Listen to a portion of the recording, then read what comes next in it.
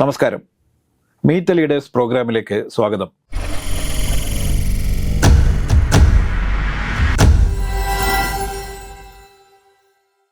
ഇപ്പം നമ്മൾ തന്നെ ഒരു സംഘടന എന്ന നിലയിലും ഒരു സമൂഹം എന്ന നിലയിലും നമ്മൾ തന്നെ റീതിങ്ക് ചെയ്യണം. ഇത് എന്തുകൊണ്ടാണ് നമുക്കൊരു സൊല്യൂഷനിലേക്ക് എത്താൻ പറ്റാത്തതെന്നുള്ളത്.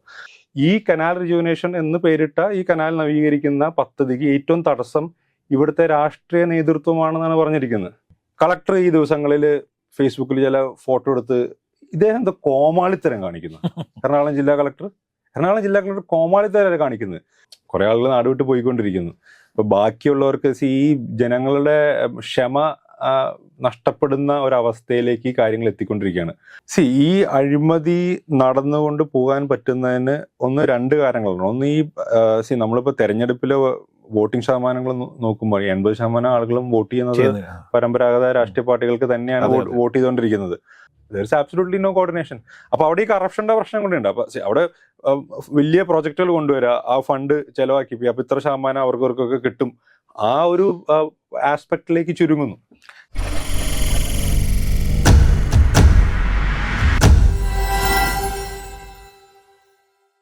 ഇന്ന് നമ്മളോടൊപ്പമുള്ളത് V4 കൊച്ചിയുടെ നേതാവ് നിപുൺ ചെറിയാനാണ്.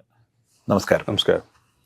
V4 കൊച്ചി എന്ന നിങ്ങളുടെ പ്രസ്ഥാനം കഴിഞ്ഞ ഇലക്ഷനിൽ വലിയ രീതിയിൽ കൊച്ചിയിൽ ചലനങ്ങളുണ്ടാക്കുകയും ഒരുപാട് സാമൂഹ്യ പ്രശ്നങ്ങളിലൊക്കെ ഇടപെടുകയൊക്കെ ചെയ്തു. പക്ഷേ ഈ കുറച്ചു കാലത്തായിട്ട് പലപ്പോഴും V4 കൊച്ചിയുടെ സാന്നിധ്യം ആവശ്യപ്പെടുന്ന പല സ്ഥലങ്ങളിലും V4 കൊച്ചിയെ കാണുന്നില്ല എന്നുള്ളൊരു പരാതിയുണ്ട്. ഒപ്പം തന്നെ കൊച്ചി യഥാർത്ഥത്തിൽ ഒറ്റ മഴയിൽ മുങ്ങുന്ന സ്ഥലമായി മാറിക്കൊണ്ടിരിക്കുന്നു. എന്താണ് യഥാർത്ഥത്തിൽ കൊച്ചിയിൽ സംഭവിച്ചുകൊണ്ടിരിക്കുന്നത്? V4 കൊച്ചി എങ്ങനെയാണ് ഇതിൽ ഇടപെടാൻ ഉദ്ദേശിക്കുന്നത്? V4 കൊച്ചി ഇടപെട്ട് വരുന്ന പല കാര്യങ്ങളും ഒരുപക്ഷെ 2020 തെരഞ്ഞെടുപ്പിന്റെ സമയത്ത് ഉള്ള പോലെ മാധ്യമങ്ങൾ കവർ ചെയ്യാത്ത ഒരു സാഹചര്യമുണ്ട്. അല്ലെങ്കിൽ ഞങ്ങൾ വളരെ സൂക്ഷ്മമായി തന്നെ ഈ ഓരോ വിഷയങ്ങളിലും ഇടപെടുന്നുണ്ട്. ഒരുപക്ഷെ ഒരു ബഹുജന പ്രക്ഷോഭം എന്ന നിലയിൽ ഇടപെടുന്നില്ലെങ്കിലും അതിൻ്റെ നിയമപരമായും അതിൻ്റെ കാതലായ വിഷയങ്ങളിലേക്ക് ഇറങ്ങിച്ചെന്ന് നമ്മൾ കൊളോക്കിയലി പറയുകയാണെങ്കിൽ കൊള്ളണ്ടോടത്ത് കൊള്ളേണ്ട രീതിയിൽ ഈ കാര്യങ്ങളൊക്കെ ഇടപെടുന്നുണ്ട്. ഇപ്പോൾ നമ്മളിപ്പോൾ നേരിടുന്ന വെള്ളക്കെട്ടിൻ്റെ പ്രശ്നം തന്നെ, ആ വെള്ളക്കെട്ടിൻ്റെ പ്രശ്നത്തിലേക്ക് പോകുമ്പോൾ നമുക്കൊരു കാര്യം അറിയാം. ഇപ്പോൾ കഴിഞ്ഞ വർഷങ്ങളിലൊക്കെ തന്നെ എല്ലാ രാഷ്ട്രീയ പാർട്ടികളും എല്ലാവരും പ്രതികരിച്ചിട്ടും ഇപ്പോൾ പ്രൊജക്ട് ബ്രേക്ക് ത്രൂ എന്നൊക്കെ പറഞ്ഞുകൊണ്ട് ഓപ്പറേഷൻ ബ്രേക്ക് ത്രൂ എന്നൊക്കെ പറഞ്ഞുകൊണ്ട് സൊല്യൂഷൻ ഉണ്ടാക്കി എന്ന് പറഞ്ഞു വരികയും ജനങ്ങളും ഹൈക്കോടതിയൊക്കെ പല തവണ ക്രിട്ടിസൈസ് ചെയ്തിട്ട് ഒന്നും തന്നെ ഒരു റിസൾട്ടിലേക്ക് എത്തുന്നില്ല. അപ്പൊ നമ്മൾ തന്നെ ഒരു സംഘടന എന്ന നിലയിലും ഒരു സമൂഹം എന്ന നിലയിലും നമ്മൾ തന്നെ റീതിങ്ക് ചെയ്യണം. ഇത് എന്തുകൊണ്ടാണ് നമുക്കൊരു സൊല്യൂഷനിലേക്ക് എത്താൻ പറ്റാത്തതെന്നുള്ളത്. അപ്പൊ ആ പാതയിലാണ് ഞങ്ങൾ പോയിക്കൊണ്ടിരിക്കുന്നത്. അപ്പൊ അതിൽ വളരെ കൃത്യമായിട്ടുള്ള കാരണങ്ങളുണ്ട് എന്തുകൊണ്ട് ഇതിന് സൊല്യൂഷൻ ഉണ്ടാക്കാൻ പറ്റുന്നില്ലെന്ന്. Fundamentally there is a climate change മനുഷ്യ നിർമ്മിതമാണോ അല്ലേ എന്നുള്ളത് വേറെ വിഷയം. ഇപ്പൊ ക്ലൈമറ്റ് ചേഞ്ച് ഉണ്ടാകുമ്പോൾ മഴയുടെ തീവ്രതയൊക്കെ കൂടുമ്പോൾ തന്നെ അത് കൈകാര്യം ചെയ്യാനുള്ള നാച്ചുറൽ റിസോഴ്സസ് ഇവിടെയുണ്ട്. അപ്പൊ അത് പ്രോപ്പറായിട്ട് യൂട്ടിലൈസ് ചെയ്യേണ്ടത് മനുഷ്യന്റെ കടമയാണ്. അപ്പൊ കൊച്ചി കോർപ്പറേഷനെ സംബന്ധിച്ച് കൊച്ചി കോർപ്പറേഷനിൽ വിശാല കൊച്ചി മേഖലയിലും വീഴുന്ന അധിക വെള്ളം ഇത് ഒലിച്ചു പോകാത്തതെന്നുള്ളത്, കാരണം വെള്ളം താഴത്തേക്ക് ഒഴുകുള്ളൂ. അപ്പൊ ഫിസിക്സിലെ ഭൗതിക ശാസ്ത്രത്തിന്റെ ഫാക്ട്സ് മാറാൻ പോകുന്നില്ല. അപ്പോൾ ഈ താഴത്തേക്ക് ഒലിക്കുന്ന വെള്ളത്തെ എങ്ങനെ കടലിലേക്ക് എത്തിക്കുക എന്നുള്ള കാര്യമാണ് ഇതിന്റെ സൊല്യൂഷൻ, അല്ലെങ്കിൽ അവിടെയാണ് നമ്മൾ ശ്രദ്ധിക്കേണ്ടത്. അപ്പോൾ അറിയാം, നമ്മളുടെ താഴ്ന്ന പ്രദേശങ്ങളിലേക്ക് ഒലിച്ചു വരുന്ന തോടുകളിൽ നിന്ന് വലിയ തോടുകളിലേക്ക് പോകുന്നു, കായലിലേക്ക് പോകുന്നു, അല്ലെങ്കിൽ കാനകളിൽ നിന്ന് കനാലിലേക്ക് വരുന്നു, കായലിലേക്ക് പോകുന്നു, കടലിലേക്ക് പോകുന്നു. ഈ പ്രക്രിയ മൊത്തം താറുമാറായി കിടക്കല്ലേ. കൊച്ചി കോർപ്പറേഷൻ മേഖലയിൽ ഞങ്ങൾ നടത്തിയൊരു പഠനത്തിൽ മനസ്സിലായിട്ടുള്ളത്, ഈ കാനകളുടെ സ്കെച്ച് പോലും പ്രോപ്പർലി അവൈലബിൾ അല്ല. ഈ ഡിജിറ്റൈസ് ചെയ്തു എന്ന് പറയുമ്പോൾ ഈ കാനകളുടെ സ്കെച്ചുകൾ ഡിജിറ്റൈസിങ് ഇത് അങ്ങോട്ടും ഇങ്ങോട്ടും ഒക്കെ കൂട്ടിമുട്ടണ്ടേ? ഇത് യാതൊരു ഒന്നാമത് ഈ കാനകളൊന്നും പ്രോപ്പർലി കണക്റ്റഡ് അല്ല. ഈ ഇങ്ങനെയുള്ള പ്രശ്നങ്ങൾ ഉണ്ടാകുമ്പോൾ അതിന്റെ റെസ്പോൺസ് ആയിട്ട് കളക്ടറും മന്ത്രിയും MLA യും കൗൺസിലറും മേയറും പോയി നിന്ന് ഫോട്ടോ എടുക്കുകയും ഏതെങ്കിലും ഒരു കാന ഒരു പോയിന്റിൽ നിന്ന് വേറെ പോയിന്റിലേക്ക് എത്തിക്കും. അപ്പൊ ഇറ്റ്സ് ലൈക്ക് ട്രാഫിക്കിൽ ഒരു ജംഗ്ഷനിൽ നിന്ന് മറ്റേ ജംഗ്ഷനിലേക്ക് ട്രാഫിക് ബ്ലോക്ക് ഉണ്ടാക്കുന്ന പോലെ തന്നെയാണ് ഈ വെള്ളക്കെട്ട് ചിലപ്പോൾ ഇന്ന സ്ഥലത്ത് നിന്ന് വേറെ സ്ഥലത്തേക്ക് മാറ്റും എന്നല്ലാണ്ട് ഒരു മാസ്റ്റർ പ്ലാൻ ഈ കാര്യത്തിൽ, ഈ ഫസ്റ്റ് ഓഫ് ഓൾ കാനകളുടെ കാര്യത്തിലില്ല. ഇനി കാനകൾ, ഇപ്പൊ ഞാൻ അർബൻ ഏരിയാസിലാണ് കാനകളെ കുറിച്ച് പറയുന്നത്. ഈ കാനകൾ കഴിഞ്ഞിട്ട് ഇത് ഒഴുകി ചെല്ലുന്ന വലിയ തോടുകളും കനാലുകളും ഉണ്ടല്ലോ, അതിന്റെ അവസ്ഥ എന്താ? ഡെപ്ത് ഇല്ല എന്നുള്ളൊരു പ്രശ്നം. അതിന്റെ വീതിയുണ്ടോ? നമ്മളിപ്പോ ഈ കൊച്ചി നഗരത്തിലെ, എറണാകുളം പട്ടണത്തിലെ ഈ വലിയ തോടുകൾ, ഇപ്പോൾ ചെലവന്നൂർ കനാല്, ചെലവന്നൂർ കായല്, പേരണ്ടൂർ കനാല്, ഈ എടപ്പള്ളി തോട്, ഇതൊക്കെ കൊച്ചി രാജ്യത്തിന്റെ സമയത്ത് വെൽ മാപ്ഡ് ആയിട്ടുള്ള അതിന്റെ വിഡ്ത്തും ലെങ്ത്തും ബ്രെഡ്ത്തും ഒക്കെ കൃത്യമായിട്ട് സർവേ സ്കെച്ചുകളിലുണ്ട്. അതിന്റെ പകുതി പോലും വിസ്തൃതി ഇപ്പൊ ഇല്ല. പിണറായി വിജയൻ കേരളത്തിന്റെ മുഖ്യമന്ത്രി നെതർലാൻഡ്സിൽ പോയിട്ട് വന്നിട്ട് പറഞ്ഞ കാര്യങ്ങളൊക്കെ ഞാൻ റിപ്പീറ്റ് ചെയ്യേണ്ട ആവശ്യമില്ലല്ലോ. അതിൽ ഏറ്റവും രസകരമായ കാര്യം, അന്ന് സംസ്ഥാന സർക്കാർ ഇത് പഠിക്കാനായിട്ട് KMRL വഴി ഏൽപ്പിച്ച നെതർലാൻഡ് കമ്പനിയുടെ റിപ്പോർട്ടിൽ കൃത്യം എടുത്ത് പറഞ്ഞിരിക്കുന്ന കാര്യം, ഈ കനാൽ റിജുവനേഷൻ എന്ന് പേരിട്ട ഈ കനാൽ നവീകരിക്കുന്ന പദ്ധതിക്ക് ഏറ്റവും തടസ്സം ഇവിടുത്തെ രാഷ്ട്രീയ നേതൃത്വമാണെന്നാണ് പറഞ്ഞിരിക്കുന്നത്. കാരണം ഈ കനാലുകളൊക്കെ വലിയ തോതിൽ കയ്യേറ്റം സംഭവിച്ചിട്ടുണ്ട്. അത് കയ്യേറിയിരിക്കുന്ന വലിയ ആളുകളാണ്, വൻകിട ആളുകളാണ് കയ്യേറിയിരിക്കുന്നത്. അപ്പോൾ ഈ കയ്യേറ്റങ്ങൾ ഒഴിപ്പിക്കാതെ ഇത് മുന്നോട്ട് പോകാൻ പറ്റില്ല. അപ്പോൾ എടപ്പള്ളി തോടാണെങ്കിലും പേരണ്ടൂർ കനാലാണെങ്കിലും ചെലവന്നൂർ കായലാണെങ്കിലും തേവര കനാലാണെങ്കിലും ഈ വൻകിട കയ്യേറ്റങ്ങളെ ഒഴിപ്പിച്ചുകൊണ്ട് സർവേ സ്കെച്ചുകൾ, റവന്യൂ വകുപ്പിന്റെ കൈവശം കൊച്ചി രാജ്യത്തിൽ നിന്ന് കൈമാറി വന്ന സർവേ സ്കെച്ചുകളിലുള്ള വിസ്തൃതിയിലേക്ക് ഇതിനെ കൊണ്ടുവന്നാൽ മാത്രമേ ഈ പ്രശ്നം പരിഹരിക്കാമെന്നുള്ള ഒരു സാധ്യത തന്നെ തെളിഞ്ഞു വരുന്നുള്ളൂ. ഒന്ന്, ആദ്യം കാനകൾ പ്രോപ്പറായിട്ട് സ്കെച്ച് ചെയ്ത് അത് പ്രോപ്പറായിട്ട് കൺസ്ട്രക്ട് ചെയ്യുക, അത് മെയിൻറ്റെയിൻ ചെയ്യുക എന്നുള്ളത്. അവിടെ നിന്ന് ഒഴുകി ചെല്ലുന്ന കനാലുകൾ പ്രോപ്പർ ആവുക. പിന്നെ കായലിൽ ഈ പറഞ്ഞ പോലെ എക്കലടിഞ്ഞു കൂടിയിട്ടുള്ള കായലിന്റെ ഡെപ്ത് നഷ്ടപ്പെട്ട പ്രശ്നങ്ങളുണ്ട്. അതൊക്കെ ക്ലിയർ ചെയ്തുകൊണ്ട് കടലിലേക്ക് വെള്ളം എത്തിക്കാനുള്ള പാത്ത് ക്ലിയർ ചെയ്യുക എന്നുള്ള ഒരു ബേസിക് കാര്യം ചെയ്യാനായിട്ട് ഈ ഭരണകൂടത്തിന് സാധിക്കുന്നില്ല. ഇപ്പൊ നമുക്കറിയാം, കൊച്ചി യഥാർത്ഥത്തിൽ കൊച്ചി പട്ടണം ഒരു പ്ലാനിങ്ങിലൊന്നും ഉണ്ടായ ഒരു സിറ്റി അല്ല. വളർന്ന് വികസിച്ച് ഇന്ന് കാണുന്ന രീതിയിലേക്കുള്ള വലിയ സിറ്റിയായി മാറിയതാണ്. പ്രത്യേകിച്ചിട്ടും വാട്ടർ ലെവലിന് വലിയ വ്യത്യാസമില്ലാത്തൊരു നഗരം കൂടിയാണ് കൊച്ചി. അപ്പോൾ ഇവിടെ ശരിക്കും ഇത്തരത്തിലുള്ള വികസന നയം കാലാകാലമായി ഭരിച്ച ഒരു ആളുകൾക്കുണ്ട്. പല പാർട്ടി മാറി ഭരിക്കുകയൊക്കെ ചെയ്തെങ്കിൽ പോലും ആർക്കും കൃത്യമായിട്ടൊരു വികസന നയമില്ല. യഥാർത്ഥത്തിൽ കൊച്ചി അനുഭവിക്കുന്ന ഏറ്റവും വലിയ പ്രശ്നം അത് തന്നെയാണല്ലോ, വികസന നയം ഇല്ല എന്നുള്ളത്. അതുകൊണ്ട് തന്നെ ബിൽഡിങ്ങുകൾ ഉണ്ടാക്കുന്ന സമയത്ത് പലർക്കും കോർപ്പറേഷനിൽ ആർക്കാണോ സ്വാധീനം അവർക്ക് ബിൽഡിംഗ് ഉണ്ടാക്കാം എന്നുള്ള രീതിയാണ്. അപ്പോൾ ഇത്തരം വിഷയങ്ങൾ നിയമപരമായ ഒരു പോരാട്ടം യഥാർത്ഥത്തിൽ നടത്താൻ പറ്റുന്നത് ഈ V4 കൊച്ചിക്ക് തന്നെയാണ്. അത്തരത്തിലുള്ള എന്തെങ്കിലും നീക്കങ്ങൾ നടക്കുന്നുണ്ട്? അതിലൊക്കെ ഞങ്ങൾ ഇടപെട്ട് തുടങ്ങിയിട്ടുണ്ട്. ഇതിന്റെ ഈ പറഞ്ഞ നയരൂപീകരണം അല്ലെങ്കിൽ ഇതുമായിട്ട് ബന്ധപ്പെട്ട ഈ നമ്മൾ കോമൺ ആയിട്ടുള്ള റിസോഴ്സസ് ഡെവലപ്പ് ചെയ്യുമ്പോൾ ഉള്ള ഒരു വിഷൻ ഇല്ല, ലീഡർഷിപ്പിന് വിഷൻ ഇല്ലാത്തതാണ് പ്രശ്നം. ഇതിൽ നിയമപരമായ നടപടികളിലേക്ക് പോകുന്നതിനെ കുറിച്ച് ഞങ്ങൾ പരിശോധിക്കുമ്പോൾ പോലും അവിടെ ഇതെല്ലാം ഇപ്പോൾ കൂട്ടിക്കൊഴിഞ്ഞ് കിടക്കുകയാണ്. അതായത് നമ്മളിപ്പോൾ ജുഡീഷ്യറിയും സ്റ്റേറ്റും തമ്മിൽ പലപ്പോഴും വലിയ അന്തരമില്ലാത്ത അവസ്ഥയിൽ, ഞാനൊരു ഉദാഹരണം പറയുകയാണെങ്കിൽ, ഇപ്പൊ ബ്രഹ്മപുരം, നമ്മൾ വേസ്റ്റ് മാനേജ്മെന്റ് വളരെ ഇമ്പോർട്ടന്റ്, കൊച്ചി കോർപ്പറേഷൻ ഏറ്റവും അടുത്ത് ബന്ധമുള്ള. അപ്പൊ ബ്രഹ്മപുരം വേസ്റ്റ് മാനേജ്മെന്റിൽ വളരെ രസകരമായ സംഭവം, നിങ്ങൾ അന്ന് ആ തീപിടിച്ച സമയത്ത് ഒരു രസകരമായ സംഭവം നടന്നത്, ഹൈക്കോടതി അന്ന് ചെയ്തെന്താണെന്ന് ശ്രദ്ധിച്ച, ഒരു സ്റ്റേ ഉണ്ടായിരുന്നത് എടുത്തു മാറ്റി. ആ സ്റ്റേ എന്തായിരുന്നു എന്ന് വെച്ചാൽ 2018 national green tribunal pollution control ബോർഡും കണ്ടെത്തി ഇവർ അനധികൃതമായിട്ട് അവിടെ കൊണ്ടുപോയി വേസ്റ്റ് ഇടുന്നു, അത് വെള്ളത്തിലേക്ക് കടമ്പറയാറിലേക്ക് പോകുന്നു, തീ പിടിക്കാനുള്ള കാര്യങ്ങൾ ഉണ്ടാവുന്നു. അതുകൊണ്ട് പ്രോസിക്യൂഷൻ ഇനീഷ്യേറ്റ് ചെയ്തു. ആ പ്രോസിക്യൂഷൻ ആണ് ഹൈക്കോടതി സ്റ്റേ ചെയ്തത്. എന്നിട്ട് തീ പിടിച്ച് വലിയ പ്രശ്നമായപ്പോ ഹൈക്കോടതി പെട്ടെന്ന് പ്രോസിക്യൂഷനുള്ള സ്റ്റേ എടുത്ത് മാറ്റി. ഇനി വേണമെങ്കിൽ നിങ്ങൾ പ്രോസിക്യൂട്ട് ചെയ്തോളാനേ. ഇത്രയും വർഷം ഈ പ്രോസിക്യൂഷൻ സ്റ്റേ ചെയ്തത് എന്തിന്റെ അടിസ്ഥാനത്തിലാണ് ഹൈക്കോടതി സ്റ്റേ ചെയ്തത്?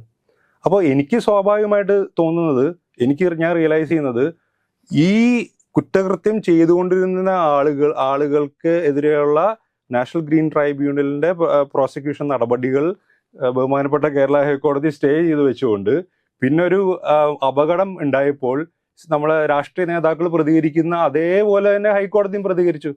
അപ്പോൾ ഞാൻ കാണുന്നത് നമുക്ക് സമഗ്രമായ ഒരു മാറ്റത്തിന്റെ, അത് ജുഡീഷ്യറിയുടെ നിയമപരമായ കാര്യങ്ങളിലാണെങ്കിലും രാഷ്ട്രീയത്തിലാണെങ്കിലും നമ്മളുടെ ജനങ്ങളുടെ സമീപനത്തിലാണെങ്കിലും അടിസ്ഥാനപരമായ സമഗ്രമായ ഒരു മാറ്റത്തിന് നമ്മൾ തയ്യാറെടുത്തുകൊണ്ട്, it is not a single element, there are multiple elements that which we need to tackle.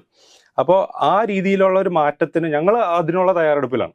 അപ്പോൾ ഞാൻ അതുകൊണ്ടാണ് ആ ചില ചോദ്യങ്ങൾ ഞാൻ ശ്രദ്ധിച്ചു. അപ്പോൾ അതിന് നിയമപരമായ ഒരു വഴി എന്ന് പറയുന്നത് അങ്ങനെ ഒരു സിംഗിൾ സൊല്യൂഷൻ ഇല്ല. നിയമത്തിന്റെ വഴി കൂടെ പോയിട്ട് നമുക്കൊരു സൊല്യൂഷൻ ഉണ്ടാക്കാൻ പറ്റില്ല.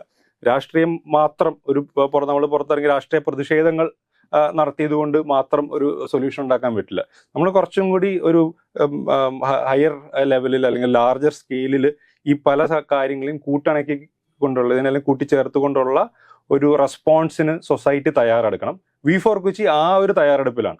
ഞങ്ങൾക്ക് കൃത്യമായിട്ട് അറിയാം എന്തൊക്കെയാണ് കൂട്ടിച്ചേർക്കേണ്ടത്, എന്തൊക്കെയാണ് കണ്ണികൾ, ഏതൊക്കെ ആംഗിളുകളിൽ ഏതൊക്കെ വഴിയിലൂടെ ഈ പ്രോബ്ലത്തെ അറ്റാക്ക് ചെയ്യണം എന്നുള്ള നല്ല ബോധ്യം ഞങ്ങൾക്കുണ്ട്. അതിനുവേണ്ടിയുള്ള തയ്യാറെടുപ്പിൽ തന്നെയാണ്. ഇപ്പം നമ്മൾ ഇപ്പം ഈ കഴിഞ്ഞ ദിവസങ്ങളിലൊക്കെ ചർച്ച ചെയ്ത ഏറ്റവും വലിയ വിഷയം ഇപ്പം കൊച്ചി കോർപ്പറേഷൻ അതിർത്തിയിൽപ്പെടുന്ന അല്ലെങ്കിൽ പോലും കൊച്ചിയായിട്ട് വളരെ ചേർന്ന് നിൽക്കുന്ന ഒരു പ്രദേശമാണ് ഈ നമ്മുടെ പെരിയാർ നദി. ഈ പെരിയാറിൽ കഴിഞ്ഞ ദിവസം ഉണ്ടായ മീൻ ചത്തുപൊങ്ങിയതുമായി ബന്ധപ്പെട്ടുള്ള വിഷയം. ഇപ്പം പെരിയാറിൽ മലിനീകരണം എന്ന് പറയുന്നത് ദീർഘകാലമായിട്ട് നമ്മൾ ചർച്ച ചെയ്തുകൊണ്ടിരിക്കുന്ന വിഷയമാണ്. ഇപ്പോൾ വ്യവസായ നഗരം എന്നുള്ള രീതിയിൽ ഒരുപാട് വ്യവസായശാലകൾ ഈ പരിസരങ്ങളിലുണ്ട്. ഇവിടെ നിന്നും രാസമാലിന്യങ്ങൾ പുഴയിലേക്ക് ഒഴുക്കുന്നതും പുഴ മലിനീകരിക്കപ്പെടുന്നതൊക്കെ നിത്യസംഭവമായി മാറിയിരിക്കുകയാണ്. ഇതിനൊരു ശാശ്വത പരിഹാരം ഉണ്ടാകുമോ? എന്താണ് നിങ്ങളുടെ ഒരു വ്യൂ? എന്താണ്? ശാശ്വത പരിഹാരം ഉണ്ടല്ലോ. ഇതെന്തുകൊണ്ടാണ് സംഭവിക്കുന്നത്? ഇതിപ്പോ ഈ വർഷം ആദ്യമായിട്ട് സംഭവിച്ചത് അല്ലല്ല, ഇത് എത്രയോ വർഷങ്ങളായി എനിക്ക് തോന്നുന്നു ഈ വർഷം കുറച്ച് മീഡിയ അറ്റൻഷൻ വന്നതിന്റെ കാരണം അവിടെ ഈ മത്സ്യത്തിന്റെ കൂട് കൃഷി ചെയ്യുന്നത് അത് ചെയ്യുകയും അതിന് വലിയ നഷ്ടം വരികയും നല്ല വിഷ്വൽസ് ജനറേറ്റ് ചെയ്തു. മത്സ്യം ചത്തുനോക്കിയെടുക്കുന്ന വിഷ്വൽസ് ജനറേറ്റ് ചെയ്തുകൊണ്ട് സ്വാഭാവികമായിട്ടുള്ള ഒരു റീച്ച് ഉണ്ട്. This was happening every year. ഞാൻ 2 കാര്യങ്ങൾ ശ്രദ്ധിച്ചിട്ടുണ്ട്. ഇതിനെതിരെ സ്ഥിരമായിട്ട് അവിടെ ഏരിയയിൽ പ്രതികരിക്കുന്നത് CPI ആയിട്ട് ബന്ധപ്പെട്ട രാഷ്ട്രീയ പ്രവർത്തകരാണ് ഇതിനെതിരെ പ്രതികരിക്കേണ്ടത്. അവരെ പ്രതികരിക്കുന്നതിനെ നമുക്ക് അനുകൂലിക്കണം, അതിനെ സപ്പോർട്ട് ചെയ്യണം. CPI എന്നുള്ള രാഷ്ട്രീയ പാർട്ടിയുടെ അപജയം കൂടിയാണ് അതിലൂടെ വന്നത്. ഭരണകക്ഷിയായ പാർട്ടിക്ക് അവരുടെ പ്രവർത്തകർക്ക് പോലും ഈ പ്രോബ്ലം സോൾവ് ചെയ്യാൻ പറ്റുന്നില്ല. ഈ പ്രോബ്ലം വളരെ സ്പെസിഫിക് ആയിട്ട് എടയാർ മേഖലയിലുള്ള ചില പെർട്ടിക്കുലർ കമ്പനികൾ അവിടെയുള്ള പൊല്യൂഷൻ നോംസ് എല്ലാം തെറ്റിച്ചുകൊണ്ട് അവിടുത്തെ റോ മെറ്റീരിയൽസ് അല്ലെങ്കിൽ അവിടുത്തെ പ്രൊഡക്ഷൻ പ്രോസസ്സിൽ ഉണ്ടാകുന്ന റിസൾട്ടൻ്റ് ആയിട്ടുള്ള കെമിക്കൽസ് പ്രോസസ്സ് ചെയ്യാൻ അവർക്ക് ബാധ്യതയുള്ള നിയമങ്ങളൊക്കെ കാറ്റിപ്പുറത്തിക്കൊണ്ട് അവർ വിഷം വെള്ളത്തിൽ ചേർത്താൽ മീനൊക്കെ ചാകുന്ന വിഷമാകുന്ന സാധനങ്ങൾ സ്റ്റോർ ചെയ്ത് വെക്കും. അവർക്ക് സൂട്ടബിൾ ആയിട്ടൊരു സമയം നോക്കി ഇത് റിലീസ് ചെയ്യുമ്പോഴാണ് ഈ സംഭവം ഉണ്ടാകുന്നത്. ഇത് റിപ്പീറ്റഡ് ആയിട്ട് എല്ലാ വർഷവും ഉണ്ടാവുന്നുണ്ട്. ഇത് റിപ്പീറ്റഡ് ആയിട്ട് CPIയുടെ ആയിട്ട് കണക്റ്റഡ് ആയിട്ടുള്ള രാഷ്ട്രീയ പ്രവർത്തകർ പ്രതികരിക്കുകയും ചെയ്യും. കളക്ടർ ഈ ദിവസങ്ങളിൽ ഫേസ്ബുക്കിൽ ചില ഫോട്ടോ എടുത്ത് ഇദ്ദേഹം എന്താ കോമാളിത്തരം കാണിക്കുന്നു. എറണാകുളം ജില്ലാ കളക്ടർ കോമാളിത്തരം കാണിക്കുന്നത്. നമ്മുടെ അന്തരിച്ചുപോയ ബഹുമാനപ്പെട്ട തൃക്കാക്കര MLA PT തോമസിന്റെ ഒരു പഴയൊരു വീഡിയോ ഈ ഇടയ്ക്ക് വീണ്ടും പൊന്തി വന്നിരുന്നു. ആ വീഡിയോ കളക്ടറേറ്റിലുള്ള ഒരു സർവകക്ഷി യോഗം പ്ലസ് എന്തോ മീറ്റിംഗിലാണ്. അതിനകത്ത് അന്നത്തെ ഒരു പൊല്യൂഷൻ കൺട്രോൾ അതോറിറ്റിയുടെ ബന്ധപ്പെട്ട ആൾ പറയുന്നുണ്ട്, അദ്ദേഹം ഒരു നടപടി എടുത്തപ്പോൾ അദ്ദേഹത്തിനെതിരെ പോലീസ് കേസ് വരെ വന്ന് അദ്ദേഹത്തിന് പോലീസ് സ്റ്റേഷനിൽ പോയി സ്റ്റേറ്റ്മെന്റ് കൊടുക്കുന്ന ഒരു അവസ്ഥയുണ്ടായി. അപ്പോൾ വളരെ സംഘടിതമായിട്ട് നാരോ മൈൻഡഡ് ആയിട്ടുള്ള നാരോ ഗെയിൻസിന് വേണ്ടിയിട്ടുള്ള ഒരു സിസ്റ്റം ഇവിടെ വർക്ക് ചെയ്യുന്നുണ്ട്. അതിന് കീഴ്പ്പെട്ടുകൊണ്ടാണ് ഇത് സമ്മതിക്കാൻ പാടില്ലാത്ത ഈ പില്ലേഴ്സ് ഓഫ് ഡെമോക്രസി ഒക്കെ നിലകൊള്ളുന്നത്. അപ്പോൾ this is a larger war. There are multiple battles to be fought. ഇപ്പം നമുക്കറിയാം ഈ വ്യവസായ മന്ത്രിയുടെ മണ്ഡലം കൂടിയാണ് ഈ സ്ഥലം. അപ്പം വ്യവസായ മന്ത്രി തന്നെ ഇതിന് അത്ര സീരിയസ് ആയിട്ടുള്ള ഒരു വിഷയമായിട്ടല്ല ഇതിൽ കാണുന്നത്. കാരണം ഇത് കാലകാലമായി നടക്കുന്നു എന്നുള്ളത് കൊണ്ട് തന്നെയാണ്. അപ്പം ഭരണതലത്തിൽ തന്നെ ഇത്തരത്തിലുള്ള വിഷയങ്ങൾ കൃത്യമായി ഐഡന്റിഫൈ ചെയ്യുന്നില്ല. അവർ തന്നെ പരാജയപ്പെടുന്നു, ഉദ്യോഗസ്ഥന്മാർ പരാജയപ്പെടുന്നു. അപ്പോൾ അതിൻ്റെയൊക്കെ മുകളിലേക്ക് മറ്റൊരു ശക്തി എങ്ങനെയാണ് ഇതിൽ ആധിപത്യം സ്ഥാപിക്കുന്നത്? ഇത്തരം സംഭവങ്ങൾ തുടർന്നു പോകുന്നു. ഇത് തുടർച്ചയാണെന്ന് നമ്മൾ അംഗീകരിക്കേണ്ടി വരുവാണ്. ഇതൊക്കെ സ്ഥിരമായി നടക്കുന്നതല്ലേ എന്നുള്ള അംഗീകരിക്കേണ്ടി വരുന്ന ഒരവസ്ഥയിലേക്ക് എനിക്ക് തോന്നുന്നത് നമുക്ക് സഹിക്കാൻ പറ്റാത്തൊരു അവസ്ഥയിലേക്ക് എത്തി തുടങ്ങിയിട്ടുണ്ട്. സാച്ചുറൈസേഷൻ. കുറെ ആളുകൾ നാട് വിട്ടു പോയിക്കൊണ്ടിരിക്കുന്നു. അപ്പൊ ബാക്കിയുള്ളവർക്ക് ഈ ജനങ്ങളുടെ ക്ഷമ നഷ്ടപ്പെടുന്ന ഒരവസ്ഥയിലേക്ക് കാര്യങ്ങൾ എത്തിക്കൊണ്ടിരിക്കുകയാണ്. അതിന്റെ ഏറ്റവും അറ്റം എന്ന് പറഞ്ഞിട്ടുണ്ടെങ്കിൽ ഈ കായികമായിട്ട് പ്രതികരിക്കുന്ന ഒരു അവസ്ഥയിലേക്ക്. എനിക്ക് അതിനു മുമ്പേ ഒരു പ്രബുദ്ധ കേരളമാണെന്നാണല്ലോ നമ്മൾ പറയുന്നത്. എനിക്ക് തോന്നുന്നു നമ്മളൊക്കെ ഞാനൊക്കെ ഈ പ്രായത്തിൽ നിയമപരമായും ജനാധിപത്യപരമായും പ്രതികരിച്ചില്ലെങ്കിൽ അടുത്ത തലമുറ അക്രമം കാണിക്കുന്നത് നോക്കി നിൽക്കേണ്ട ഒരു അവസ്ഥയിലേക്ക് വരും. അതുകൊണ്ട് തന്നെ നമ്മുടെ ഒരു ഉത്തരവാദിത്വം കൂടിയാണ് ഇതിനെ നിയമപരമായും ജനാധിപത്യപരമായും പ്രതികരിക്കുക എന്നുള്ളത്. അപ്പൊ ആ ഒരു റിക്വയർമെന്റ് ഉണ്ട് എന്ന് വലിയ വിഭാഗം യുവാക്കൾ തിരിച്ചറിയുന്നുണ്ട്.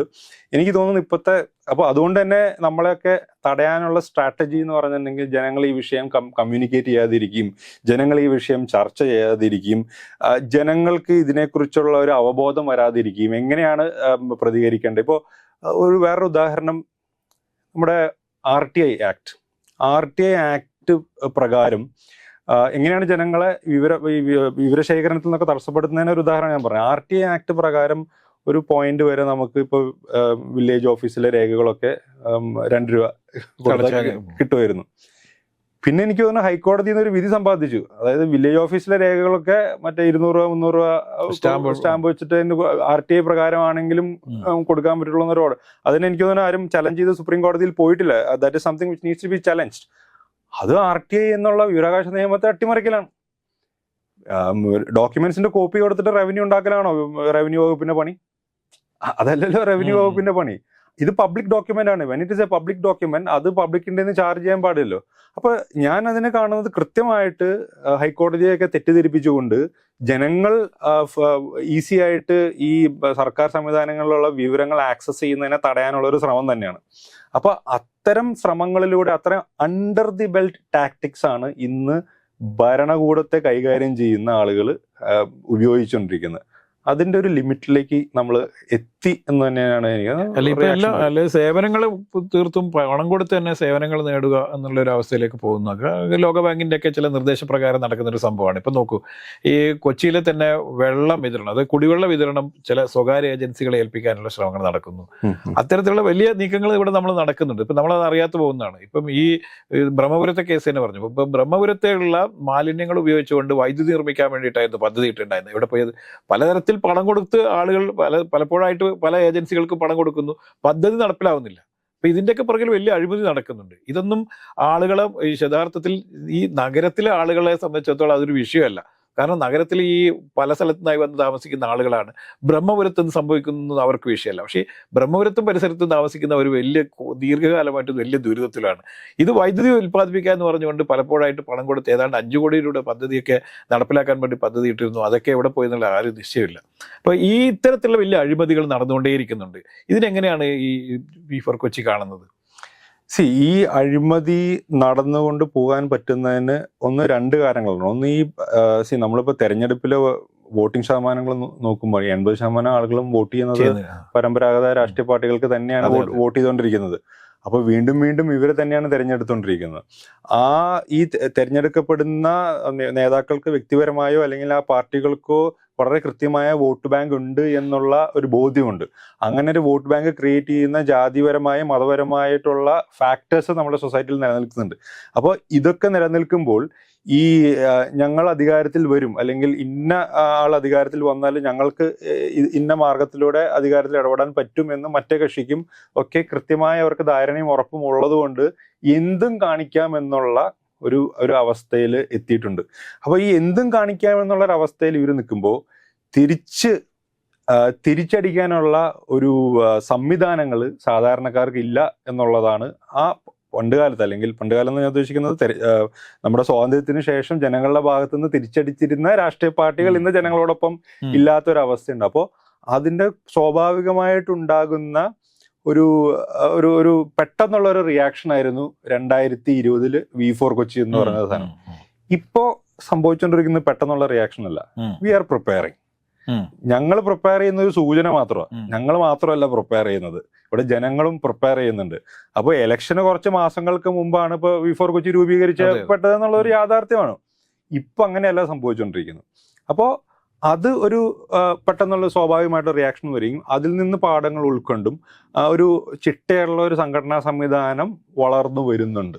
തീർച്ചയായിട്ടും അത് ഈ പേരിൽ അല്ലെങ്കിൽ വേറെ പേരിൽ അല്ലെങ്കിൽ ഏതെങ്കിലും രീതിയിൽ അതൊരു നാച്ചുറൽ ജസ്റ്റിസിന്റെ ഭാഗമായിട്ട് അത് ഉണ്ടായി വരും. അതിന്റെ ഒരു റിയാക്ഷൻ വരും. ഇപ്പൊ ഈ V4 കൊച്ചിയിൽ വലിയ രീതിയിൽ വളർന്നുകൊണ്ടിരിക്കുന്നു എന്നുള്ളത് ഒരു ഭാഗത്ത് നിൽക്കുമ്പോൾ തന്നെ മറ്റൊരു ഭാഗത്ത് ഇപ്പം നമുക്കറിയാം കിഴക്കമ്പലത്ത് രൂപം കൊണ്ട 2020 എന്നുള്ള പ്രസ്ഥാനം അവരേറ്റവും കൂടുതൽ ഇനി ഫോക്കസ് ചെയ്യാൻ വേണ്ടി ഉദ്ദേശിക്കുന്നത് ഈ കൊച്ചി കോർപ്പറേഷനിലാണ്. അവരും കൊച്ചിൻ കോർപ്പറേഷനിലെ ഭരണം പിടിക്കുന്ന രീതിയിലേക്കുള്ള പ്രവർത്തനങ്ങളുമായിട്ട് വരുന്നുണ്ട്. അതിൻ്റെ തുടക്കം ഏതാണ്ട് തുടങ്ങിക്കഴിഞ്ഞു എന്ന് തന്നെയാണ് സാബു ജേക്കബ് കഴിഞ്ഞ ദിവസം നമ്മളൊരു അഭിമുഖത്തിൽ സംസാരിച്ചത്. അപ്പം ഇത്തരത്തിലുള്ള നീക്കങ്ങൾ നടക്കുന്ന സമയത്ത് ഈ 2020 V4 കൊച്ചിയൊക്കെ വരുന്ന സമയത്ത് ഇത് ആളുകൾ കൺഫ്യൂഷൻ ഉണ്ടാക്കില്ലേ? എനിക്ക് തോന്നുന്നു 2020 ഉണ്ടാവാം, ആം ആദ്മി പാർട്ടി ഉണ്ടാവാം, അങ്ങനെ ചിലപ്പോൾ വേറെയും ഉണ്ടാവാം. പക്ഷെ എല്ലാവരും പ്രവർത്തിച്ച് മാറ്റങ്ങൾ കൊണ്ടുവരട്ടെ. അപ്പൊ എനിക്ക് തോന്നുന്നു ആളുകൾ വിലയിരുത്താൻ പോകുന്നത് ഈ തെരഞ്ഞെടുപ്പിന്റെ സമയത്ത് ഓടിക്കൂട്ടി തെരഞ്ഞെടുപ്പ് കഴിഞ്ഞ് പൂട്ടിക്കെട്ടി പോകുന്ന ആൾക്കാരാണോ അല്ലേ എന്നുള്ളത് വിലയിരുത്തപ്പെടും. രണ്ടാമത് ഈ ഒരു നല്ലൊരു മത്സരം എപ്പോഴും നല്ലതാണ്. Competition is always good. അപ്പോൾ ആ കോമ്പറ്റീഷൻ നടക്കട്ടെ, റിസൾട്ട് ഓറിയന്റഡ് ആയിട്ട് അങ്ങോട്ടും ഇങ്ങോട്ടും ഇംപ്രൂവ്മെന്റ്സ് ഉണ്ടാവട്ടെ. ഇപ്പോൾ ഈ കഴിഞ്ഞ പ്രാവശ്യം കൊച്ചിൻ കോർപ്പറേഷനിൽ ഇതിനു മുന്നേ ഭരിച്ചിരുന്നത് UDF ആയിരുന്നു. ഇപ്പം കഴിഞ്ഞ പ്രാവശ്യം ചില സ്ഥലങ്ങളിൽ ഈ V4 കൊച്ചിയുടെ ശക്തമായ മത്സരം വന്നപ്പോൾ ജയിക്കേണ്ടിയിരുന്ന പല UDFന്റെ സ്ഥാനാർത്ഥികളും തോറ്റുപോയി എന്നും അതുകൊണ്ടാണ് ഭരണം നഷ്ടപ്പെട്ടതെന്ന് വലിയൊരു ആരോപണമായിട്ട് ഉന്നയിക്കാറുണ്ട്. യഥാർത്ഥത്തിൽ ഇത് കോൺഗ്രസിനെ തോൽപ്പിക്കാൻ വേണ്ടിയായിരുന്നോ ഈ V4 കൊച്ചി മത്സരിച്ചത്? എനിക്ക് തോന്നുന്നു കോൺഗ്രസിന്റെ ഏറ്റവും വലിയ കുഴപ്പം തന്നെ ഈ അവരുടെ പരാജയത്തിന് കാരണം വേറെ ആരെങ്കിലും ആണ് എന്ന് പറഞ്ഞു വെക്കുന്നതാണ് അവരുടെ ഏറ്റവും വലിയ പരാജയം. അവർക്കൊരു സെൽഫ് കറക്ഷൻ ചെയ്യാൻ പറ്റാത്തത് അതുകൊണ്ട്. V4 കൊച്ചി ഉണ്ടായി വന്നത് നമ്മൾ ഈ നേരത്തെ പറഞ്ഞുള്ള നാച്ചുറൽ റീസൺസ് കൊണ്ട് ജനങ്ങളുടെ ഒരു ആങ്കർ മനസ്സിൽ കെടുക്കുന്നതിന്റെ റിയാക്ഷൻ ആയിട്ടാണ് V4 കൊച്ചി പ്രഖ്യാപിച്ചതിന് ശേഷം അതൊരു വലിയൊരു മുന്നേറ്റമായിട്ടുണ്ടായത്. കോൺഗ്രസിനെ തോൽപ്പിച്ചത് കോൺഗ്രസ്സുകാർ തന്നെയാണ്. V4 കൊച്ചി നമ്മൾ വാർഡ് തലത്തിൽ എടുത്ത് നോക്കുമ്പോൾ എനിക്ക് തോന്നുന്നു പല വാർഡുകളും ഈ പറഞ്ഞ പോലെ നമുക്ക് വേണമെങ്കിൽ LDFനെ പരാജയപ്പെടുത്തിയത് V4 കൊച്ചിയാണെന്ന് പറയാം, അതുപോലെ കോൺഗ്രസിനെ പരാജയപ്പെടുത്തിയത് V4 കൊച്ചി. ഈ കോൺഗ്രസിലുണ്ടായിരുന്ന കോൺഗ്രസ് വിമതരെ കുറിച്ച് എന്താണ് ഇവർ പറയാത്തത്? അതെ, അപ്പൊ അത് പ്രകടമായിട്ട് ഇലക്ഷൻ വന്നു. ഇനി പ്രകടമല്ലാണ്ട് കോൺഗ്രസിനെതിരെ പ്രവർത്തിച്ച കോൺഗ്രസ്സുകാരെ അതിപ്പോ എനിക്കൊക്കെ നേരിട്ട് അറിയാം. കാരണം നമ്മൾ പുതിയ മൂവ്മെന്റ് ആയിട്ട് വരുമ്പോൾ അവർക്ക് ഇന്നാളെ തോപ്പിക്കാൻ വേണ്ടി നമ്മളെ സപ്പോർട്ട് ചെയ്താൽ നടക്കും എന്നുള്ളതൊക്കെ ആയിട്ട് നമ്മളോടൊക്കെ സംസാരിക്കാൻ വരുന്നതും കാര്യങ്ങളൊക്കെ ഉണ്ടായിട്ടുണ്ട്. അപ്പൊ എനിക്ക് പേഴ്സണലി അറിയാം ഈ കോൺഗ്രസിന്റെ അകത്ത് കോൺഗ്രസിനെ തന്നെ തോപ്പിക്കാൻ വേണ്ടിയിട്ട് അവർ എത്രത്തോളം പരിശ്രമിച്ചിട്ടുണ്ട്. അപ്പൊ അതൊന്നും അതൊക്കെ വെറും ഇവര് മത്സരിച്ച അത് ഞങ്ങളുടെ വോട്ട് ഷെയർ കുറയും, ആ ഇലക്ട്രൽ നമ്പേഴ്സ് വെച്ച് പറയുന്നത്. അപ്പൊ അതായത് ഇലക്ഷന്റെ സമയത്തല്ലേ, ബാക്കി ഇലക്ഷൻ എപ്പോഴും 5 വർഷം കൂടുമ്പോഴല്ലേ ഏത് ഇലക്ഷൻ ആണെങ്കിലും വരുന്നത്. ബാക്കി 4.25 വർഷം ഇലക്ഷൻ ഒരു ക്വാർട്ടർ മാറ്റി വെച്ചോ. ഈ 4.25 വർഷം നിങ്ങൾ എന്താ ചെയ്യുന്നത്? നമ്മൾ ഈ പറയുന്ന പ്രശ്നങ്ങളൊക്കെ ഉണ്ടല്ലോ, ഈ പ്രശ്നങ്ങളൊക്കെ ഈ കോൺഗ്രസിന്റെ നേതൃത്വത്തിന് അല്ലെങ്കിൽ LDFന്റെ നേതൃത്വത്തിനൊക്കെ തീരുമാനിച്ചു കഴിഞ്ഞാൽ പെട്ടെന്ന് റിസോൾവ് ചെയ്യാവുന്ന പ്രശ്നങ്ങളാണ്. അവർക്ക് എന്തുകൊണ്ടാണ് ആ കാര്യങ്ങൾ അതിനുള്ള മെക്കാനിസം അവർക്കുണ്ട്. ഇവിടെ ഇപ്പൊ ഈ മുത്തശ്ശി പാർട്ടികൾക്ക് ഒരു മെക്കാനിസം ഉണ്ട്. ആ മെക്കാനിസം പക്ഷെ ഇത് സോൾവ് ചെയ്യാനായിട്ട് അവർക്ക് ഉപയോഗിക്കാൻ പറ്റുന്നില്ല. അത് ഉപയോഗിച്ചാൽ അവർ ജയിക്കും. ഇപ്പൊ ഈ പറഞ്ഞ കാനയുടെയും കനാലിന്റെയും കായലിന്റെയും ഞാനിപ്പോ 1, 2, 3 എന്ന് ലിസ്റ്റ് ചെയ്ത് പറഞ്ഞ കാര്യങ്ങളുണ്ടല്ലോ, ഇത് ലിസ്റ്റ് ചെയ്ത് ഞങ്ങളിത് ഇന്ന പ്രശ്നങ്ങളാണ് ഞങ്ങളിത് റിസോൾവ് ചെയ്യും എന്ന് ഈ എറണാകുളം ജില്ലയുടെ ചാർജുള്ള കൊച്ചിൻ കോർപ്പറേഷനിൽ ചാർജുള്ള കോൺഗ്രസ് നേതാക്കൾക്ക് കാര്യകാരണ സഹിതം ചൂണ്ടിക്കാണിച്ച് ഒരു പത്രപ്രസ്താവന പോലും നടത്താൻ പറ്റില്ല. അവർക്കതിന് പറ്റില്ല. കാരണം അവര് ഈ കയ്യേറ്റക്കാരുടെ ഒക്കെ ഒപ്പമാണ്, ഈ വെള്ളക്കെട്ട് ഉണ്ടാക്കുന്ന ആളുകളുടെ ഒപ്പമാണ്. 5 വർഷം മുന്നേ അവര് ഭരിച്ചതാണ്, അവർ ഇതേ പാതയിലായിരുന്നു. അത് ഇതേ പാതയിലാണ്. അപ്പൊ LDF UDF എന്നുള്ളൊരു വ്യത്യാസമില്ലാതെ ഇവര് ഒരുമിച്ച ഈ പറഞ്ഞ തെറ്റിന്റെ ഒപ്പമാണ് ഇവർ സഞ്ചരിക്കുന്നത്. ആ തെറ്റിനൊപ്പം സഞ്ചരിക്കുമ്പോൾ അവർക്ക് അവിടെ നിന്ന് മാറാനും പറ്റുന്നില്ല. ഈ ഒരേ സമയം തന്നെ ഇപ്പം കൊച്ചി നഗരത്തിൽ വലിയ രീതിയിലുള്ള സ്മാർട്ട് കൊച്ചി പദ്ധതിയുടെ ഭാഗമായിട്ട് കേന്ദ്ര സർക്കാരിൻ്റെ പ്രൊജക്റ്റാണ്. ഒരേ സമയത്ത് തന്നെ വലിയ വികസന പ്രവർത്തനം നടക്കുന്നു, സൗന്ദര്യവൽക്കരണം നടക്കുന്നു. ഇതേ സമയത്ത് തന്നെയാണ് ഇവിടെ ഈ ശുചീകരണ പ്രവർത്തനം കൃത്യമായി നടക്കുന്നില്ല, ഓടകൾ കൃത്യമായി കണക്ടിവിറ്റി ഇല്ല, നേരത്തെ പറഞ്ഞ പോലെ. അത് പ്രകാരം 2 മഴ പെയ്യുമ്പോഴേക്ക് ഇവിടെ കൊച്ചി മൊത്തം മുങ്ങുകയും ചെയ്യുന്നു. ഇത് എങ്ങനെയാണ് ഇത് പരിഹരിച്ചു കൊണ്ടുപോകുക? എന്താണ് അതിലൊരു കൃത്യമായ ഒരു നിർദ്ദേശം എന്താണ്? എനിക്ക് തോന്നുന്നു ഈ ഒരു കാര്യം വരുന്നത് ഒരു വശത്ത് അവര് ഈ പ്രശ്നം അവർ അംഗീകരിക്കുന്നില്ല, മഴക്കാലത്തുള്ള പ്രശ്നം മാത്രമായിട്ട് കാണുന്നു. രണ്ടാമത് നമുക്കിവിടെ ടൂറിസത്തിന് വലിയ പൊട്ടൻഷ്യൽ ഉണ്ട്. അപ്പൊ ടൂറിസം പദ്ധതികളിൽ ടൂറിസം ഡിപ്പാർട്ട്മെന്റുമായിട്ട് ബന്ധപ്പെട്ട് ആ ഇൻഡസ്ട്രിയായിട്ട് ബന്ധപ്പെട്ടുള്ള ആളുകൾ ആവിഷ്കരിക്കുമ്പോൾ മറുവശത്ത് ഇൻഫ്രാസ്ട്രക്ചറിന്റെ പോരായ്മകളോ അല്ലെങ്കിൽ ഇതുപോലെയുള്ള പ്രശ്നങ്ങളോ ഒന്നും അവിടെ ഒരു ചർച്ചയിൽ പോലും വരുന്നില്ല എന്നാണ് എനിക്ക് തോന്നുന്നത്. ഇതൊക്കെ ഇൻഡിപെൻഡന്റ് ആയിട്ടുള്ള ഏജൻസികളായിട്ട് ഇതെല്ലാം ഒരു റിയൽ വേൾഡ് സിനാരിയോയിലാണ് ഇന്ററാക്ട് ചെയ്യുന്നത് എന്ന് ചിന്തിക്കാണ്ട് എല്ലാം ഇൻഡിപെൻഡന്റ് ആയിട്ട് പ്ലാൻ ചെയ്യുന്നു, വർക്കൗട്ട് ചെയ്യുന്നു, അവരത് ഇംപ്ലിമെന്റ് ചെയ്യുന്നു. ഈ നമ്മുടെ KSEB വാട്ടർ അതോറിറ്റിയും റോഡ് കുഴിക്കുന്ന പോലെ there is no coordination. There is absolutely no coordination. അപ്പൊ അവിടെ ഈ കറപ്ഷന്റെ പ്രശ്നം കൊണ്ടുണ്ട്. അപ്പൊ അവിടെ വലിയ പ്രോജക്റ്റുകൾ കൊണ്ടുവരിക, ആ ഫണ്ട് ചെലവാക്കി അപ്പൊ ഇത്ര ശതമാനം അവർക്കൊക്കെ കിട്ടും, ആ ഒരു ആസ്പെക്റ്റിലേക്ക് ചുരുങ്ങുന്നു. ഇപ്പം നമുക്കറിയാം കൊച്ചിയിൽ പിന്നെ മെട്രോ വന്നു, ഇതിപ്പോൾ വാട്ടർ മെട്രോ വന്നു. അപ്പം ഈ മറ്റൊരു ബദൽ സംവിധാനം കൂടിയൊക്കെ ഇവിടെ വരുന്നുണ്ട്. ഇപ്പോൾ ഈ യാത്രാ സംവിധാനങ്ങളൊക്കെ വർദ്ധിപ്പിക്കാൻ വേണ്ടിയിട്ടുള്ള സൗകര്യങ്ങളൊക്കെ കുറച്ചു. അപ്പോഴും നമ്മളുടെ ഈ റോഡിലെ കുരുക്കും പ്രശ്നങ്ങളൊക്കെ അതുപോലെ തന്നെ നിലനിൽക്കുകയും ചെയ്യുന്നുണ്ട്. ഇപ്പം നേരത്തെ ഈ വെള്ളപ്പൊക്കം പോലെ തന്നെ വെള്ളം കയറി ഉണ്ടാകുന്ന പ്രശ്നം പോലെ തന്നെയാണ് കൊച്ചി അനുഭവിച്ചുകൊണ്ടിരിക്കുന്ന യാത്രാക്ലേശം. ഏത് റോഡിലൂടെ പോയാലും നമുക്കൊരു വേഗതയിൽ എത്തിപ്പെടാനൊന്നും പറ്റാത്തൊരു സാഹചര്യമുണ്ട്. ഇതിനെന്തെങ്കിലും ഒരു ബദൽ മാർഗമുണ്ടോ? അല്ല, ഇതിന്റെ നമ്മൾ ഈ വാട്ടർ മെട്രോ എന്ന് പറയുന്നതിൽ തന്നെ ഒരു പ്രശ്നമുണ്ടല്ലോ. ഞാൻ കൊച്ചി താലൂക്കിലെ വൈപ്പിൻകരക്കാരനാണ് ബേസിക്കലി എൻ്റെ ഫാദറിൻ്റെ. അപ്പോൾ ഞാനൊക്കെ ചെറുപ്പത്തിൽ എറണാകുളത്തേക്കൊക്കെ ഈ ചെറായിന്ന് വൈപ്പിനിൽ നിന്ന് ബോട്ട് കയറി വന്ന് പോകുമൊക്കെ ഈ ബോട്ടുകളൊക്കെ ഡിലാപ്പിഡേറ്റഡ് കണ്ടീഷനിൽ. അപ്പോൾ അന്ന് തുടങ്ങിയേ ഉള്ള ഡിമാൻഡാണ് നല്ല ബോട്ടുകൾ വേണമെന്നുള്ളത്. ഇത് വാട്ടർ മെട്രോ എന്നൊക്കെ പറഞ്ഞ ബ്രാൻഡ് ഇത് ഗുഡ് ബോട്ടുകൾ വന്നു. അതിനുമുമ്പ് ഇപ്പോൾ പാലങ്ങൾ വന്നു. അപ്പോൾ ഇപ്പം ഈ വാട്ടർ മെട്രോ ബോട്ടുകൾ കൊച്ചി കായലിൽ കിടന്ന് ഓടുമ്പോൾ കൊച്ചി അല്ലെങ്കിൽ എറണാകുളം നഗരത്തിന്റെ ട്രാഫിക് ഒന്നും അത് അബ്സോർബ് ചെയ്യുന്നില്ല. It is A tourist service. ഇപ്പൊ എന്റെ വീട്ടില് എറണാകുളത്ത് നിന്ന് പുറത്ത് കേരളത്തിൽ നിന്ന് പുറത്ത് എന്റെ ഫ്രണ്ട്സോ ഫാമിലി വിസിറ്റ് ചെയ്യാൻ വരുമ്പോൾ ഞാൻ കൊച്ചി കായൽ കാണിക്കാൻ കൊണ്ടുപോകുന്നത് ഏറ്റവും ചീപ്പായിട്ടുള്ള ഒരു ഓപ്ഷൻ. അവർ ബോട്ട് വാടകയ്ക്ക് എടുക്കുന്നതിന് പകരം ഹൈക്കോടതി ജെട്ടി പോയിട്ട് AC ബോട്ടിലിരുന്ന് വൈപ്പിനി പോയി തിരിച്ചു വരുന്നു. This is how I M using it. ഞാനിപ്പോ വൈപ്പിനിൽ ചെറായിലേ പോകുമ്പോൾ ഞാൻ വരാപ്പുഴ പാലം വഴിയോ അല്ലെങ്കിൽ ഗോശ്രീ പാലം വഴിയാണ് ഞാൻ വണ്ടി ഓടിച്ചു പോകുന്നത്. ഈ വാട്ടർ മെട്രോ കൊണ്ട് കൊച്ചിക്ക് എന്തെങ്കിലും ഗുണമുണ്ടാവണമെങ്കിൽ നമ്മുടെ ചേരനെല്ലൂരിനെ തൃപ്പൂണിത്തറയായിട്ട് കണക്ട് ചെയ്യുന്ന ഉള്ള തോടും തേവര കനാലും ചെലവന്നൂർ കനാലും ഈ കനാലുകളിലൂടെ ബോട്ട് ഓടണം. ഈ കനാലുകളിലൂടെ ബോട്ട് ഓടി ഈ കായലൊക്കെ ആയിട്ട് കണക്ട് ആവണം. ഇപ്പോ കാക്കനാട് വൈറ്റില കണക്ഷൻ ഉണ്ട്. അത് നല്ലൊരു പദ്ധതിയാണ്. അത് പക്ഷേ ഈ ഇൻഫോ പാർക്കിൽ കൊണ്ടേ നിർത്തണം എങ്കിൽ മാത്രമേ അത് കറക്റ്റ് ആയിട്ട് ആളുകൾക്ക് ഉപയോഗിക്കാൻ പറ്റുള്ളൂ. അപ്പോൾ അത് വൈറ്റിലും ഓഫ് കോഴ്സ് ഇൻഫ്രാസ്ട്രക്ചർ കുറച്ചുകൂടി ഇമ്പ്രൂവ് ചെയ്യാൻ അത് പോസിബിൾ ആയിരിക്കും. ഈ കണക്ടിവിറ്റി കംപ്ലീറ്റ് ആവണ്ടേ? അപ്പോൾ കായലിൽ കൂടെ അങ്ങോട്ടും ഇങ്ങോട്ടും ബോട്ട് ഓടിച്ചു ഇറ്റ് ഇസ് എ ടൂറിസം പർപ്പസിങ്. അപ്പോൾ if you look at the terminology used is water metro. That is wrong.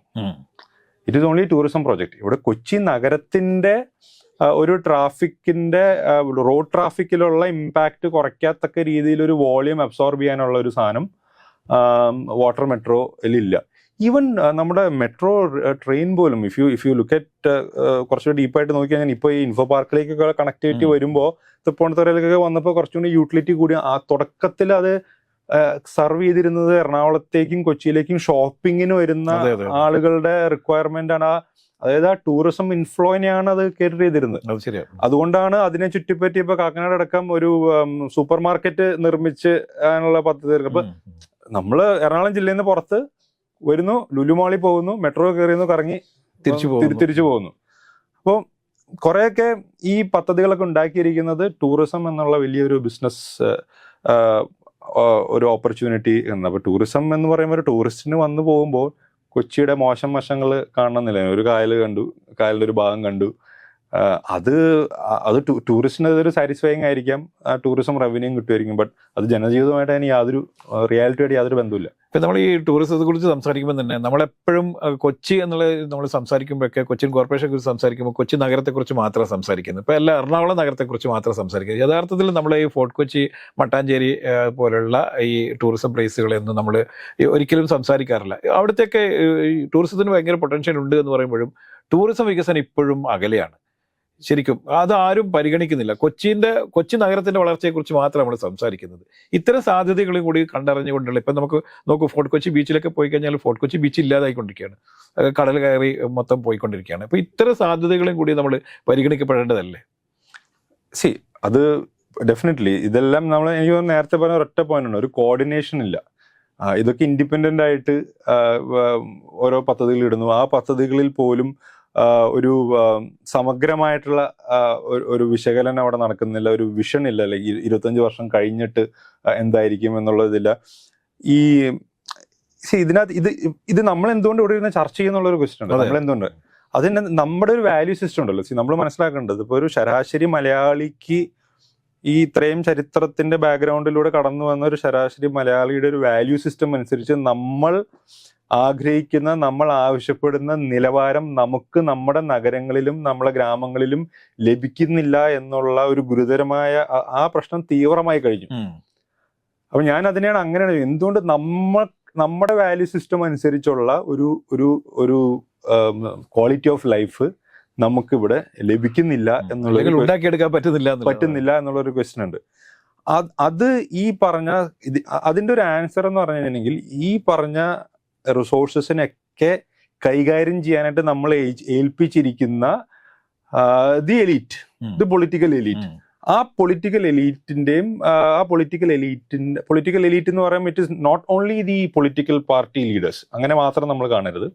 ഇവിടുത്തെ റിസോഴ്സസ് മാനേജ് ചെയ്യും, അവിടെ ലോ ആൻഡ് ഓർഡർ മെയിൻറ്റെയിൻ ചെയ്യുകയൊക്കെ ചെയ്യുന്ന പൊളിറ്റിക്കൽ പാർട്ടി തുടങ്ങി IAS ഉദ്യോഗസ്ഥർ തുടങ്ങി IPS ഉദ്യോഗസ്ഥർ തുടങ്ങി ജഡ്ജിമാരടക്കമുള്ള ആ ഒരു ലാർജർ പൊളിറ്റിക്കൽ എലീറ്റ് ഉണ്ടല്ലോ, ആ എലീറ്റ്, സോഷ്യൽ എലീറ്റ്, ആ എലീറ്റിന്റെ നിലവാര തകർച്ചയാണ്. നമ്മൾ എന്തിനാ IITs ഉണ്ടാക്കിയത്? IITs ഒരു സെന്റേഴ്സ് ഓഫ് എക്സലൻസ് ആയി നെഹ്റു ഉണ്ടാക്കിയപ്പോൾ ആ IITസിനെ കണ്ടുകൊണ്ട് IITസിന്റെ സിലബസ് എടുത്തുകൊണ്ട് വേറെ കോളേജുകൾ ഡെവലപ്പ് ചെയ്യുകയും അതിനോട് കമ്പീറ്റ് ചെയ്ത് അങ്ങനെയാണ് ഒരു രാജ്യത്തിലേക്ക് മാറുന്നു ഒരു ഗ്രോത്ത് നമ്മൾ ഉണ്ടാക്കണം. അപ്പോൾ there is always centres of excellence. നമ്മളിപ്പോ രാഷ്ട്രീയ പാർട്ടികൾ എടുത്തു നോക്കിയാലോ, ജുഡീഷ്യറിനെ എടുത്തു നോക്കിയാലോ, അസംബ്ലിയിലെ ലോ മേക്കേഴ്സിനെ എടുത്ത് നോക്കിയാലോ, IPS ഉദ്യോഗസ്ഥർക്ക് എടുത്തൊക്കെ നോക്കിയാൽ പണ്ട് നമ്മൾ പറഞ്ഞിരുന്ന ഈ താഴെത്തട്ടിലുള്ള ഉദ്യോഗസ്ഥരുടെ പ്രശ്നമൊക്കെ ചിലപ്പോൾ ജനാധിപത്യപരമായും സോഷ്യൽ മീഡിയ ഒക്കെ വന്നുകൊണ്ട് ക്ലിയർ ആണ്. ഈ ഏറ്റവും മുകളിലുള്ള ആളുകൾക്ക് യാതൊരു നിലവാരമില്ല. അതൊരു മീഡിയോക്രിറ്റിയിലേക്ക് പോയിട്ടുണ്ട്. അവർക്ക് ആ എക്സലൻസ് ഇല്ല, ദർ ഇസ് നോ ക്വാളിറ്റി. അത് കുറെയൊക്കെ നമ്മുടെ ഈ എഡ്യൂക്കേഷൻ സിസ്റ്റത്തിന്റെ ഫെയിലിയറും കൂടി ഒക്കെ ആയിട്ട് വരുന്നത്. There are multiple factors. നമ്മളിപ്പോ എത്തി നിൽക്കുക 2024, 2025 നമ്മൾ നോക്കി നിൽക്കുമ്പോൾ നമ്മൾ കാണുന്നത് നമ്മളുടെ സമൂഹത്തെ ലീഡർഷിപ്പ്, നമ്മുടെ സൊസൈറ്റിയിലുള്ള വിവിധ തലങ്ങളിലുള്ള ലീഡർഷിപ്പിന് ക്വാളിറ്റി നഷ്ടപ്പെട്ടിരിക്കുകയാണ്. പിന്നെ അതിനകത്ത് ഇങ്ങനെ അള്ളിപ്പിടിച്ച് ഇങ്ങനെ നിൽക്കുകയാണ്. ഒരു കോമ്പറ്റീഷൻ വരാതെ അതിനകത്ത് ഇങ്ങനെ അള്ളിപ്പിടിച്ച് നിൽക്കുകയാണ്. So that has to break. അത് അവരെത്രത്തോളം അള്ളിപ്പിടിച്ച് നിൽക്കുന്നോ അത്രയും ഒരു മാറ്റം ഡിലേഡ് ആവും. അവിടെ ഒരു അത്ര ശുഭകരമല്ലാത്ത രീതിയിൽ അവരെ വേർപ്പെടുത്തുന്ന ഒരു അവസ്ഥയിലേക്ക്, ഈ പറഞ്ഞ അധികാരത്തിൽ നിന്ന് അവരെ വേർപ്പെടുത്തുന്ന ഒരു അവസ്ഥയിലേക്ക് പോകാനുള്ള സാധ്യതകളുണ്ട്. സോ നമ്മളൊരു സോഷ്യോളജിക്കലി അനലൈസ് ചെയ്യുമ്പോൾ as A community of Keralites, മലയാളികൾ എന്ന നിലയിൽ നമ്മുടെ ഒരു മൂല്യങ്ങൾ വെച്ചുകൊണ്ടുള്ള ഒരു നിലവാരം നമുക്കില്ലാത്തത് കൊണ്ടാണ് ഇങ്ങനൊരു എക്സ്പ്രഷൻ തന്നെ വരുന്നത്. അപ്പോൾ നമുക്ക് എന്തുകൊണ്ട് നമ്മുടെ നാട്ടിൽ അതിനനുസരിച്ചുള്ള ഇത് ഉണ്ടാകും, നമ്മുടെ ലീഡർഷിപ്പിന് അതിനുള്ള ക്വാളിറ്റി ഇല്ല എന്നുള്ളതാണ് അതിൻ്റെ. The leadership has to change. It is always a top down thing.